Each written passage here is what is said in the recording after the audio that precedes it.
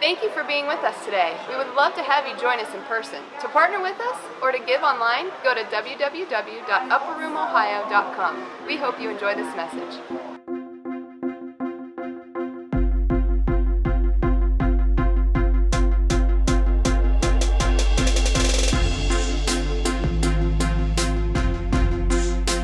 And then, like I said at the end, we want to create a lot of opportunity for questions and answers about us, our life, our journey, things that maybe you're facing.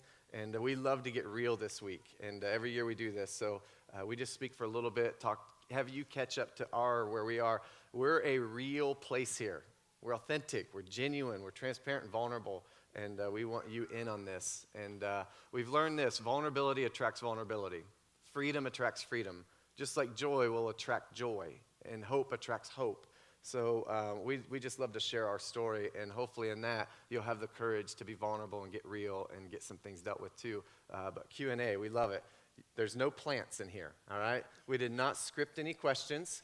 There are no plants that we've placed in here. I know so many friends that do that in their churches. Like, yeah, we had Q&A. Dude, you planted 10 questions in there, and you already had your answers written out.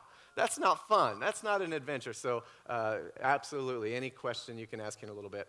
All right. And we can say, no, I'm not going to say that, or answer that. And if we sound really smart in these answers, we may post it on Vimeo, but if we sound really dumb, we'll just leave that out. We'll have Amy cut that out. Be like, hey, could you cut that one question out? My answer was terrible. All right, Genesis 12, 1 through 10, all right? Now, this is just a fun story. It was kind of like the adventure we were on. Now, the Lord said to Abram, go from your country and your kindred and your father's house to the land that I will show you. All right. He's like, leave everything and go to a place that eventually I'll show you. But surprise, I'm not going to tell you now. So then it says this: and I will make you a great nation, and I will bless you and make your name great, so that you will be a blessing. I will bless those who bless you, and him who dishonors you I will curse, and you, all the families on the earth, shall be blessed. So Abram went, as the Lord had told him, and Lot went with him. Abram, with 75 years old, and when he departed from Haran, and Abram took Sarai, his wife, and Lot, his brother's son, and all their possessions, and they had gathered, and the people that they had acquired in Haran. And they set out to go to the land of Canaan. When they came to the land of Canaan, Abram passed through the land to the place at Shechem, to the oak of Moreh. At that time, the Canaanites were in the land. Then the Lord appeared to Abram and said, to your offspring I will give you this land. So he built there an altar to the Lord who had appeared to him. From there he moved to the hill country on the east of Bethel and pitched his tent, with Bethel on the west and Ai on the east. And there he built an altar to the Lord and called upon the name of the Lord. And Abram journeyed on, still going toward the Negeb. So listen, this is the Lord's promise.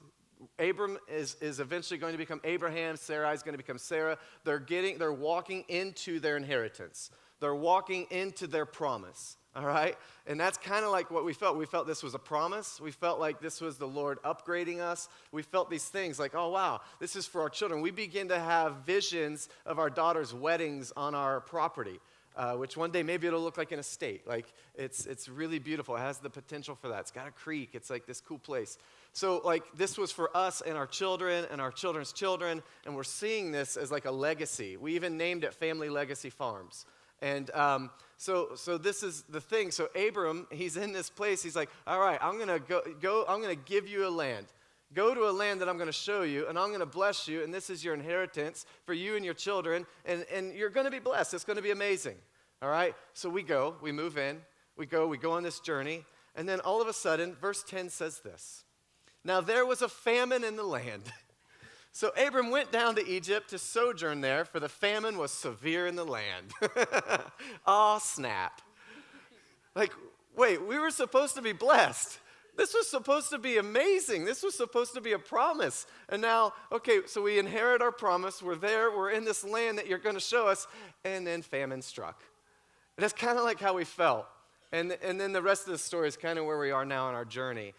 They go through all this drama, all right? So they go to Pharaoh. They lie about Sarai actually being his wife, said he was his sister, okay, so that they would spare his life and think of him kindly because Sarah was beautiful. So they go through this drama with Pharaoh. He gets wigged out and scared. He's like, why didn't you just tell me she was your wife? And then he lets them go. They come back wealthy. The land improves. They even split off, and Lot went his way, gave him whatever he wanted, and Abraham and Sarah were blessed, and we maybe know the rest of the story. If not, read your Bible. But here's the thing, what we're focusing on today in chapter 12 is like, okay, go to the land, it's your promise, and go there, and it's amazing. And they're pitching tents, and they're building altars. It's like, wow, this is awesome. Then famine struck. It's like, oh, then we opened up that kitchen wall. Ugh. So that was kind of like, wait, this was supposed to be a promise. This was supposed to be good. Why is this costing us something? Why are we over budget? Why is this so hard? Wah. That's kind of where we went. My turn? I think that it is this thing of when you feel like that you heard from the Lord, and then what happens is we hear from the Lord, and then we start developing this idea and this picture of what it looks like. And then we start to go for that, and then it doesn't look that way. And then what do you do? So you have these choices. You can recognize, oh, I built something in my mind. I expected something that he didn't design. Or you can say, you're a liar. And just assume that God just lied to you and that he didn't speak to you. Or then you start to question, did I even hear God? And honestly, I think that the main thing for a while that kept me moving forward, I'm not even going to say like kept me positive, because I definitely wasn't positive for about 2 straight weeks, was just the ability to go back to the fact that he had a dream in the night, and then it was confirmed by someone completely disconnected that didn't even know anything. But I think that if it had just been him having the dream in the night, I would have took this journey of what are we doing, and like, was your dream, did you even interpret that the right way? But we had this opportunity when it didn't look how we anticipated it to look, how we had built it in our brain, to say, it's a dream and a confirmation, and I know that what Steve Backlund says is that a terrible decision made in faith is going to always be better than a good decision made in fear. Our old house was perfection. We had nothing wrong with it. It was only 10 years old. We loved it. We designed it. We built it. We didn't desire to move. And the last night that we went in there, after it was all cleaned, we took the kids and we sat in the living room on the floor with pizza, and we literally all laid there and bawled. And we were like, what are we doing? I didn't. You did. Yes, you did. You had some tears. They were like ugly crying, all right? Like I do up here. So then I'm like, well, what are we doing? And so it's this choice of, God, this is what you did say this. I did hear you. And your promises are yes and amen. And no matter what this looks like, if it looks different than what I anticipated, I'm pushing in. And so that's one thing that was really huge for me. And, I am so thankful that he would not only give the dream, but then the confirmation, and like that he knew that that's what I needed to keep me going. The other thing I wanted to say was something else that ministered to my heart during this time was this piece on contentment. And when I was a kid and when I was younger, I just always wanted, I was never a content child, because I was always wanting, let's go shopping. I want these shoes. I want these pants. If I had this, if my hair looked like this, blah, blah, blah. I was never content. And my mom, she'd always pack my lunch. She'd always write me a note. And Into college. And she wrote on the note, or on this sheet of paper, and I've saved it forever, and she just wrote out this whole entire thing in Philippians, and I want to read it to you. In Philippians 4, it says, I am not saying this because I am in need, for I have learned to be content whatever the circumstances. I know what it is to be in need, and I know what it is to have plenty. I have learned the secret of being content in any and every situation, whether well-fed or hungry, whether living in plenty or in want. I can do all this through him who gives me strength. And honestly, I don't really know if I've ever experienced being in such need. I mean, we had food, we had a place to sleep. But in our world, for what we've lived through the past several years of our life, I mean, we've been so blessed. We've not really had this time where we were in need per se. And so this really challenged my abilities to be content. Because it's like now I feel like I can relate even deeper on what it is to be in need. You know, it just really messed with me. It messed with my routine. Like, it messed with my brain. And I was just like, what is normal for me to be feeling right now? And what is like this piece where the Lord is just ripping up this discontentment in my heart? And so just really sifting through that and figuring that out. And so I can confidently say right now that I feel so content. Do I desire for our curtains to be hung? Yeah. I mean, we would probably like privacy, but we're all the way tucked away, so I guess no one's looking really, but maybe. And so, yeah, there's things that I desire, but I'm so content, you know, and I feel like this was a journey and an opportunity for me to understand even deeper, like, contentment and getting that worked out in me. Yeah, it's so really, honestly, just to kind of summarize, it was a journey of trust and faith. So what do you do when things aren't working out the way you think they should? What do you do when things aren't in the timeline that you think they should? What do you do when now you have a divorce in your history? You know, that isn't the way you anticipated. No one wants to go through that. That's emotionally draining. It's stressful. It's hurtful. It's hard. You know, what do you do when that healing doesn't happen? What do you do when that job situation didn't work out the way you thought, or that death happens? And honestly, what we've learned is no matter like what we see or feel, God's good. Like, this wasn't God. This wasn't God punishing us or setting us up for failure. Like, hey, let's make you operate on 3 hours of sleep for 3 straight months, you know, every night. Yeah, but let's just say something here. Oh, we have choices. God doesn't say you have to just function on 3 hours of sleep. We're like these, what would you call us? Intense people. And we just go hard. And we don't stop. We are not, maybe that's a contentment issue. I don't know. But we're like, we got 2 weeks to get this house gutted, remodeled, all the wallpaper down, all the walls painted, all the carpet laid, all the flooring down. I legit thought I could do it in 2 weeks. And I kept saying, I don't think so. Like, legit. I was like, I think we can do this. We have 15 days. We can do this.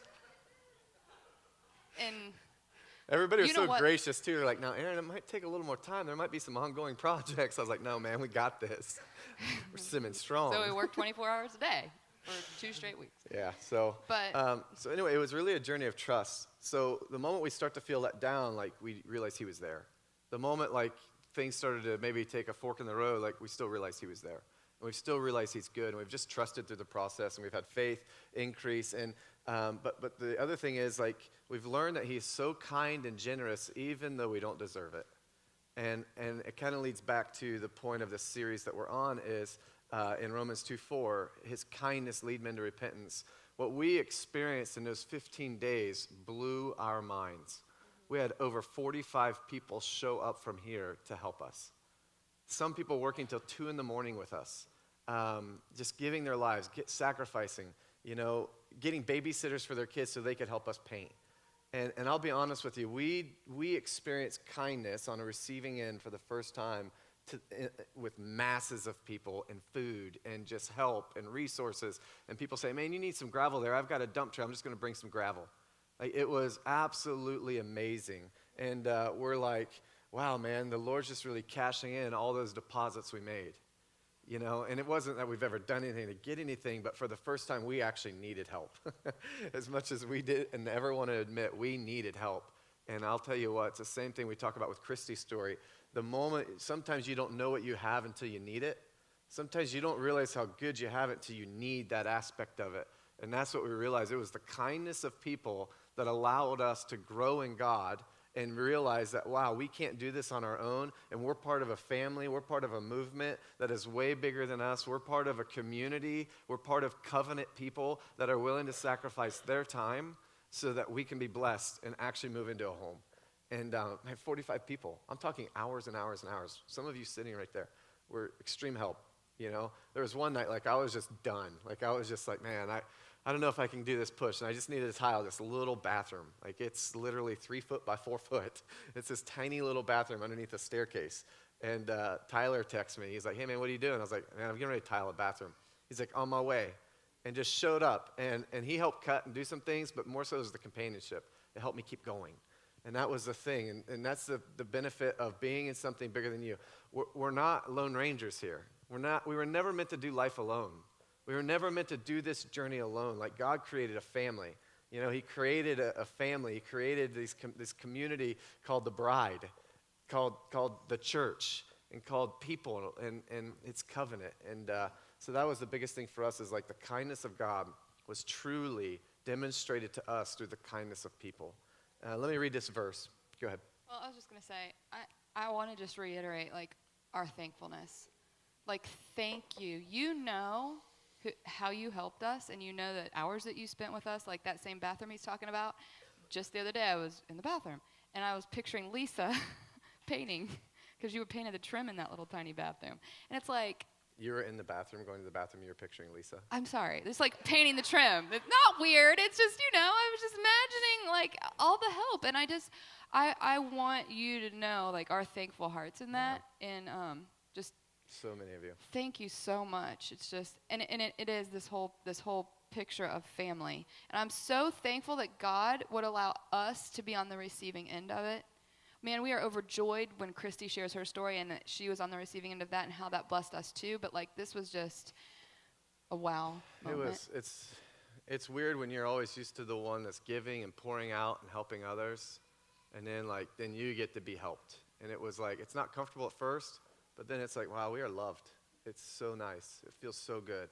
And it was good. All right, let's end with this and then Q&A. Colossians 3:12 says this: Therefore, as God's chosen people, holy and dearly loved, clothe yourselves with compassion, kindness, humility, gentleness, and patience. And I'll be honest with you, that is exactly what we grew in our process. And it's God's instructions. It's Paul writing, saying, therefore, God's chosen people, you are his chosen people, holy and dearly loved. Clothe yourselves. He's saying, now put this on. Make sure you're intentional about this. Be compassionate. Be kind. Be humble. Be gentle. And be patient. And man, did we grow in all of those areas through this process, through the kindness of people. And for me, probably the biggest growth was that patience and that humility. Also, I was going to say, being humble, to be on the receiving end is, this opportunity for people. Like, how your home is your home, and it is your safe place, your unwind place, your, like, how you do your life. Like, you have your quirks, you have your space where your things go, and you have just this idea, like, you have your routines, you have all of these things in line. It's like your place, right? And so this piece of being humble and being vulnerable and allowing people to help you and allowing these people into your world, painting your closets, seeing all the filth, from all the construction and everything, and just like coming up and like, how are you doing? It's this choice. I'm going to talk about vulnerability in a minute. It's this choice to say, I'm good. We're good. We're doing this. Or to just start crying. Like, I can't tell you how many times Rachel was at the house and painting. And one day the whole thing came about of we can't have just plain walls. We were going to have to like stomp our walls with this terrifying pattern.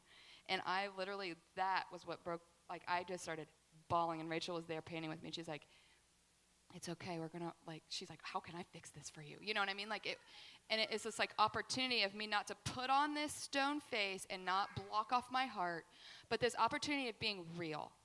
Like, I'm not okay. I'm mad. I'm angry. I feel like God lied to me. I want to cry right now. I miss my old house. I want to go home. Just being real and being transparent through that process is so healing. It is so helpful. And I just, for me, like, I just want to encourage you with that. Like, I do not take that for granted, and it has changed who I am. I mean, I feel like I was a pretty vulnerable, real person prior to this, but this was like God just taking me to the whole next level of vulnerability, and it is so freeing. Like, I love the fact that you all love me, and I am a mess most of the time. And you're okay with it because you know that I'm in process. I'm not trying to just sit in my mess. I'm trying to push forward, and I just appreciate that. And so I just encourage you with vulnerability is just so healing. Don't put on a face. If you're a mess, it's okay. All right. Like Nicole just about cried right there. We're not used to that. That's me. I joke around. I saw Nicole cry more in 3 months than the last 3 years combined. Like, I'm the crier. I'm the emotional roller coaster, not her.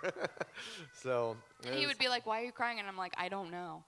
I'm just crying for 5 hours. Like, I don't know why. I'm like, what do I need to do? What's happening here? Nicole's crying.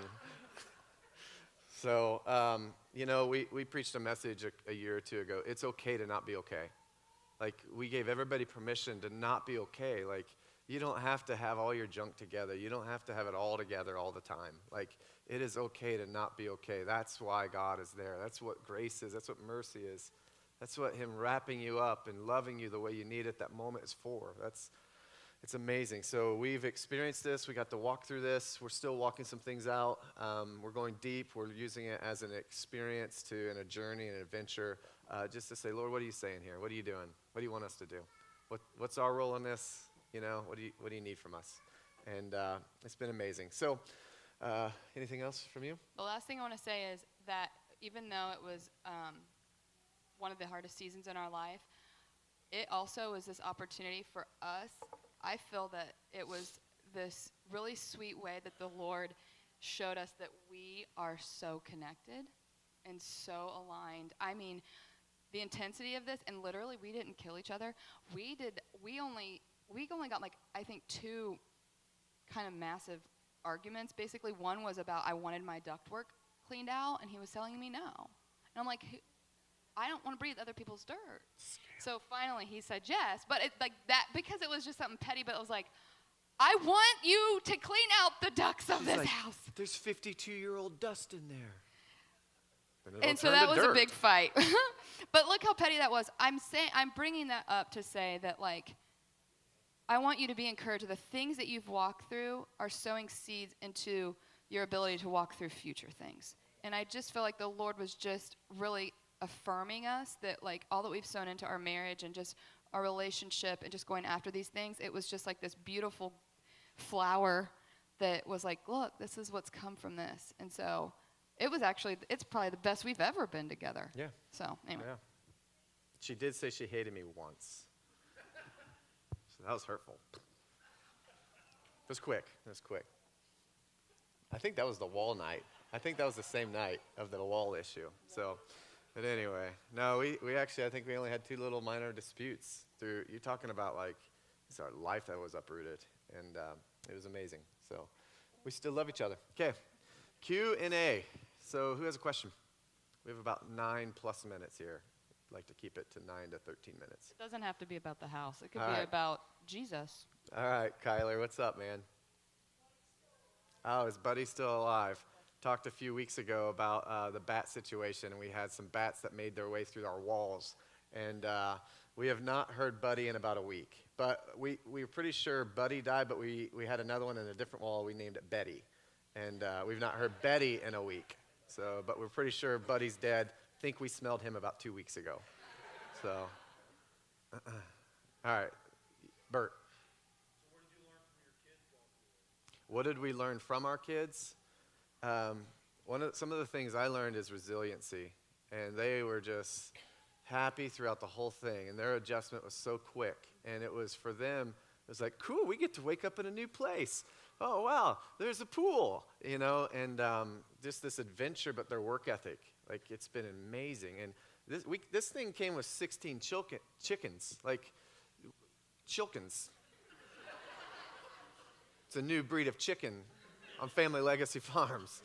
So, like, we went from a pretty life in a brand new house, almost like in the city, to like, now we're like legit country people. And like, if you're not gonna do it, it's not gonna get done. And animals will die if you don't take care of them. And Chloe doesn't care. She's like, let them die, but some of the glimpses I saw was like them coming off the school bus and like kicking rocks coming down the several 100-foot driveway and just like happy. And, Olivia even had a dream through last night that we moved and she was crying, like she didn't want to move. So, that's some of the things I've learned from there is just like their joy. They just didn't care. They're like, yeah, it's awesome. We asked them repeatedly, every few weeks, did we make the right decision? Are you guys glad we live here? And they all agree, like, we probably like our old house better, but we love living here better and we wouldn't go back. Yeah, I think just for me, I just witness, their ability to just supernaturally just dream big, because they move into this, they see all of this, and we're like basically non-existent. They're parenting themselves, and they are like for like 15 days. They made it to school most days. No, and they're just like, this is awesome. And what that taught me is, why don't I operate in my life that way? Like it's like they were willing to do the hard work, but then at the same time they're just like, this is amazing, and they could see the future. So I just think that's what I gained from that. More often than not, I think the Lord was allowing us to see them and us endure the pain in the process. So vision gives pain a purpose. So if we can see the end result, oftentimes we can endure more.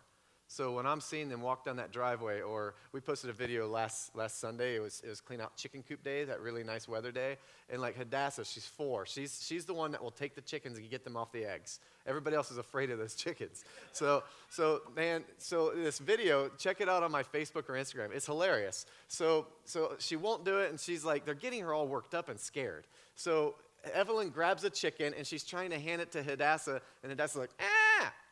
And then like pets it and like, no, I'm not taking it. Then all of a sudden we're like, Hadassah, you can do this. You're the one. And she goes in, there's this black chicken they're all afraid of. And it like pecks at him and stuff. She grabs in, she one-hands that thing, picks it up, and throws it out basically. And I'm like, so back to what I'm saying, like just seeing this, I think the Lord was using them, that we were seeing what their future is going to be, and their work ethic and their joy and their ability to get through difficult situations, and their ability to count it all joy, even in this circumstance. So as I'm seeing these glimpses, and Olivia learning how to drive our 4-wheeler, and she's just like, I was allowing her to go to first gear only. Like, you can go gear 1, that's it. And then, like, so all of a sudden, I'm like doing work, and I hear, wah! And like, she's just cruising through, and I'm like, Olivia, you're gonna blow it up. First gear means like, so I had to bump her up to second gear. But anyway, seeing these things to me fueled me to continue doing what we were doing and trust in the Lord that this is a better future for them. So I think that for me was a tool as well.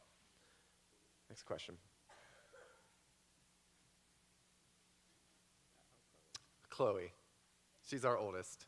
I'm scared what's going to come out of her mouth.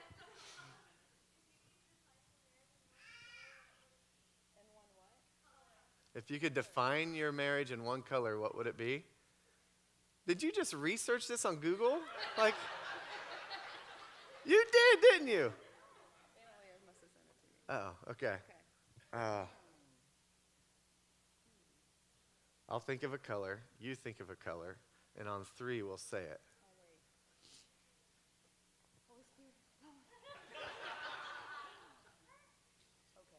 One, 2, 3. Gold. Yellow. Close. Oh, because I was thinking glitter, too. So, here we go. It's gold. I was thinking like royalty and like just riches. So, okay. I was thinking bright and sunny. It's cool. All right. Analia.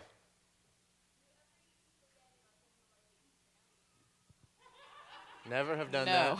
I'm on keto, so I don't eat spaghetti. All right, anybody else? Yes.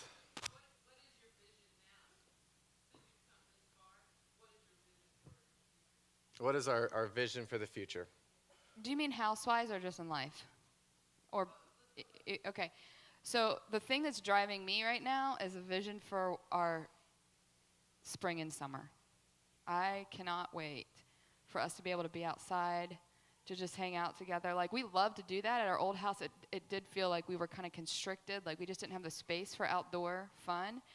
And I am dreaming of an outdoor space and the pool and just, that. Yes. Oh my gosh. Mosquitoes are terrible.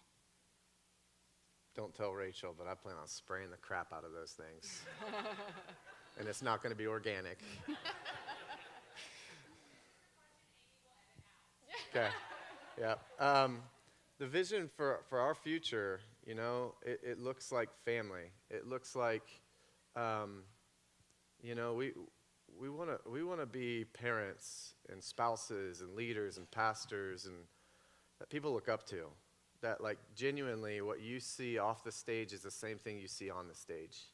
That we care so much about the kingdom and so much about people reaching their fullest potential, and we care so much about leading people to transformation and freedom in Christ, that our life is willing to pay the price for that. We've shared the last few weeks about some of that in our vision board, so you could go back to the first message of the year to get the details on this. But in summary, it would be like, I want my girls to see, I want my girls to see me engage their future husband on what they're seeing and liking about me, not what they don't like. Oftentimes we search for people in relationships and the things that were maybe really bad, so we go the opposite way. I want them to actually be so proud of me and in love with me as a dad, that they actually want a husband like me, and that I'm portraying the love of the Father, like Abba Father. That's really a life goal of mine, that I know the greatest disciples I'll ever impact are my 4 girls and their future families. And for me, all of this is just overflow of my heart of who I am in Christ. And it's just because I love him, so I love others. But my primary ministry is actually this and my family. That's my number one ministry. This is just overflow. I'm full-time at the fire department and part-time here because this is overflow. This is just passion. This is just who I am. So our vision is to actually leave a fingerprint on this world, and the dash on my tombstone actually has some substance behind it, to where I left a mark and left it better than I found it. And the things that impacted me growing up, divorce and different things that impacted my life and what I was seeing and exposed to, that there'll actually be a little bit of a mark that changed history. Okay. We got time for 1 or 2. Okay, one more.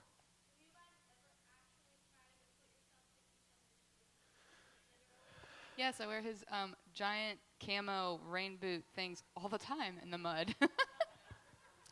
I don't think, she has these Adidas flip-flops that are sometimes by the door, so I'll sometimes slip those on. So have we ever tried to wear each other's shoes? Anything beyond that would be super weird, guys. Don't do it. So, all right.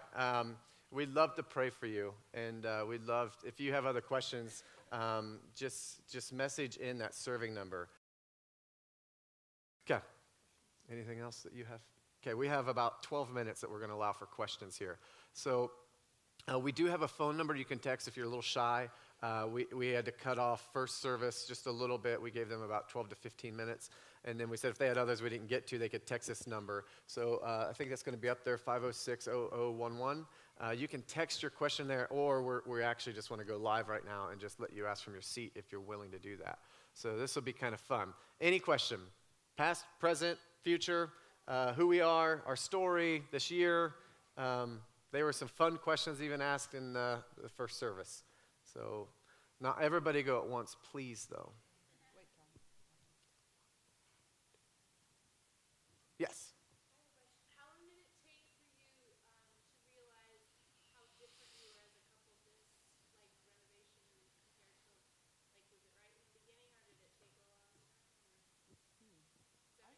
Yeah, that makes sense. I feel like, I think it was during, honestly, because it just felt like we were willing to take time to look at each other and be like, love you. I love you. We are doing this. You're doing amazing. And we were still maintaining, being really intentional about how each other's hearts were. I mean, and so I feel like it was during. Yeah. I just feel like I'm supposed to share this story. Sometimes you look back, and it's not necessarily in the moment, but you look back, and that's what we're doing right now. We're looking back yeah, wow, we were way better this round.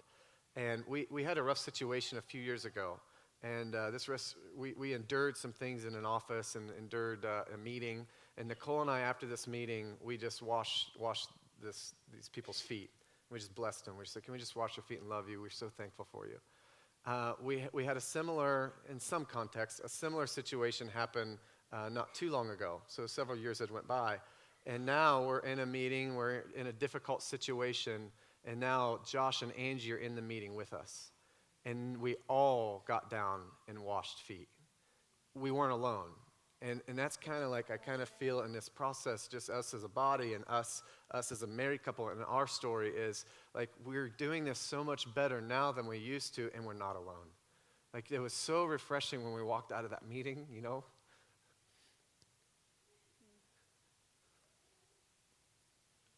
I don't know if it was that day or like the next day, and Nicole and I were processing that meeting we had, and we're like, wow, that was so much easier not having to be alone in there. It was so much easier when we know people have our back. And that's kind of this process, you know, of like, man, we've got each other's back. No matter what comes, you could give me a box to live in.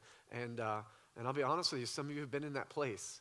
But man, when you have love and you find Jesus, it's like none of the other stuff matters. It's like, wow, it just makes it disappear. Yes. I'm glad you mentioned foot washing because that's really been on my heart. I wanted to ask them though. Do we do a foot washing in church? I know in churches Well, I guess that answers that. Nicole had a, go ahead. Yeah, I was gonna say, for several years, I've really felt like we are supposed to that week leading up or in between Palm Sunday and Easter, to really, I feel like we are missing an opportunity of really digging into that whole process, the crucifixion to the resurrection, and that, you know, just all of that stuff. And I keep telling him every year, I'm like, I said, what do you think about if we just like Thursday night or something like that, and we just open it up and we do a communion time and a foot washing time, and just, so we're not doing it on a Sunday, so you're not made to wash other people's feet. But if you feel like that's something that you want to do, so I keep asking him, and then we never plan it. And so now that you said it, it's being recorded. I have traumatic experiences as a 12-year-old getting stuck with the old guy with the yellow toenails that never got clipped. Like, Dad would always stick me on that guy, and I'm like, oh, what do I do for washing? So then we went in this journey to be like, let's do it modern day. It's all symbolism. Let's just wash each other's cars. I literally said that once. But Nicole's, we're probably have a prayer night, maybe a worship night, where those who want to participate, we do some foot washing and just have that intimate time and do what Jesus did. So looks like we may plan that. Any other questions? I got a timer going. You got 8 minutes. Yes.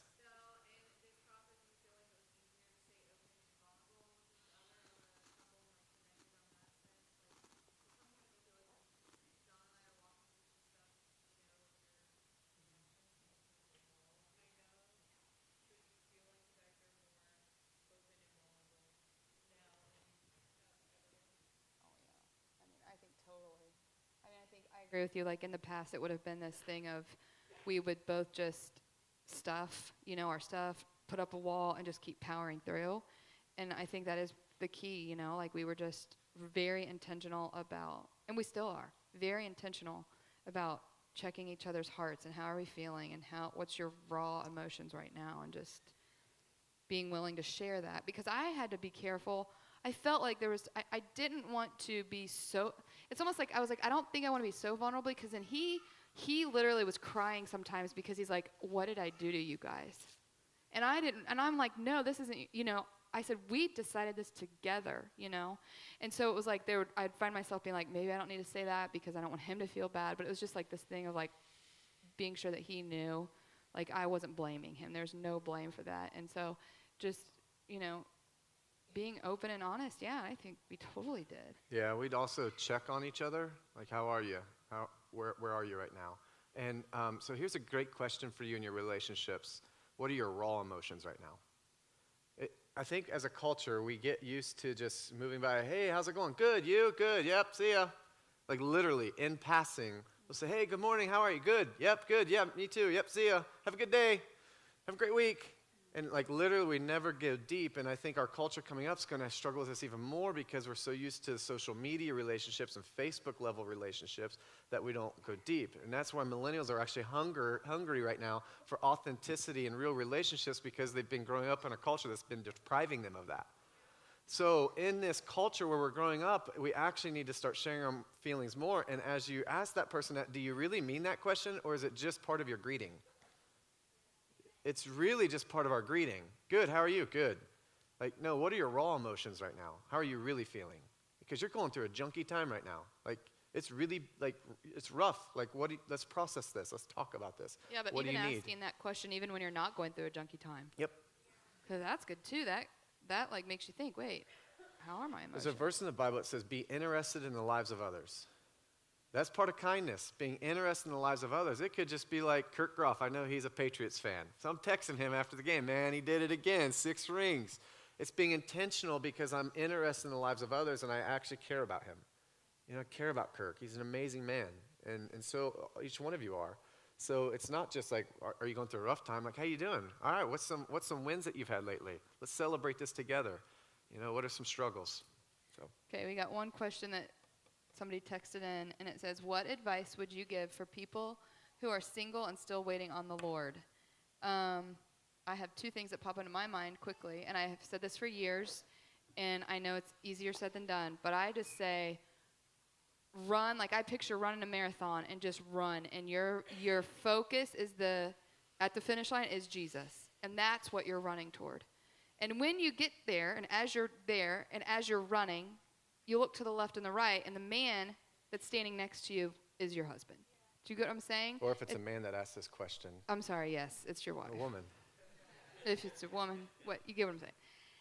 So we're pursuing Jesus. In our pursuit of him, then the spouse naturally aligns. I fully believe that. I genuinely fully believe that, and I think Brianna and James are a phenomenal example of that. And so if you want more in-depth on that, I'm just saying, go talk to them. Raise your hand. These 2, they're amazing. And they were both in our youth, and they were like hungry for Jesus like nothing else. And and Brianna was like, I do not want to be married for like 10 years. She was just so like, I'm all about Jesus, Jesus, Jesus, Jesus. And the next thing you know, we're like, wait a second, and they're married. And that is to me, that is just the perfect example of that. So I give you that advice. And the other thing I'm going to say is so into marriage things, so into opportunities, even like serving at the marriage event as a single person. So into that. What does that look like? You're sowing into something that you're going to get to benefit from in the future with your future spouse. Yeah, I once heard somebody say, if you run towards God, and if you pursue God, you'll inherit a spouse. If you pursue a spouse, you may not inherit God. It's running towards God, and the equally yoked part means, like she's talking about, you just look to your side. Who's running with you at that pace?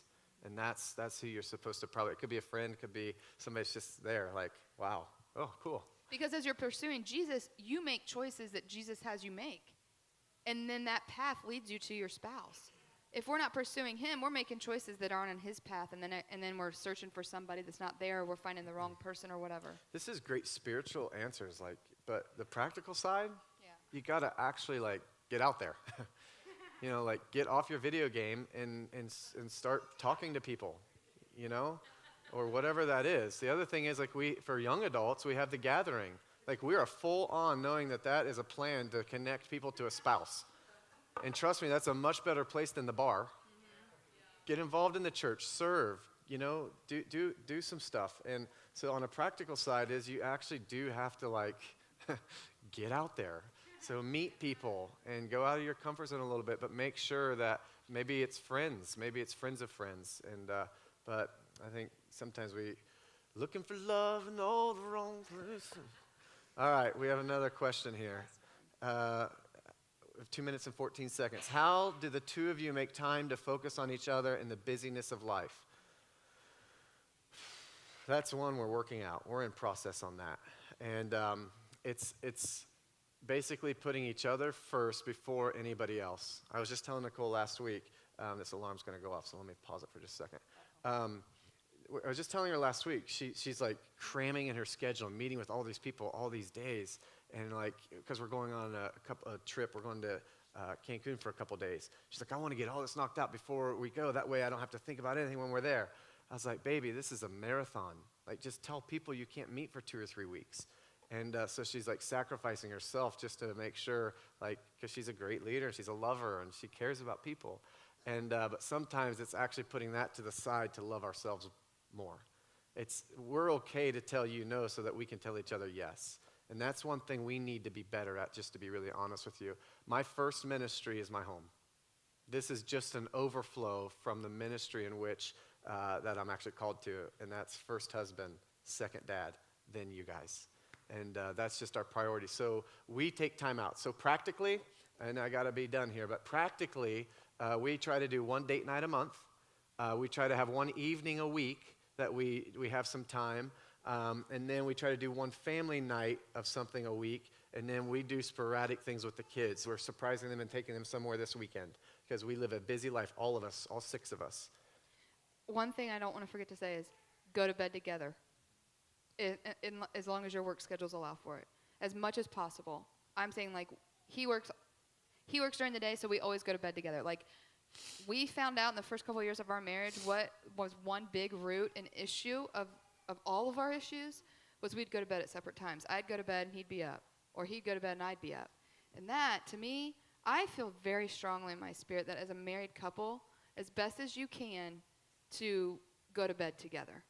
It's just really something that's very important about that. And Patty shared last night, and then we've got 2 quick questions to share. No, we'll do it. No more questions. We'll answer them on Facebook. You can put them on Rachel. Facebook. We'll answer them. But here's the deal. Patty shared this thing, and it goes along with one question. How do you argue? How do you fight? And Patty says, never go to bed angry. Don't go to bed on your wrath. So always go to bed together, which also helped me. I struggle with a lot of temptation with pornography. So we go to bed together, and then it also helps with that. But we fight. We learn to fight fair. And that means, like, when I was abusive, if I'd blow up and go crazy, then I'd just leave. And then she wouldn't know what state of mind I was, if I was going to go drinking, if I was going to be at a bar, and I would leave for hours and not answer my phone or anything.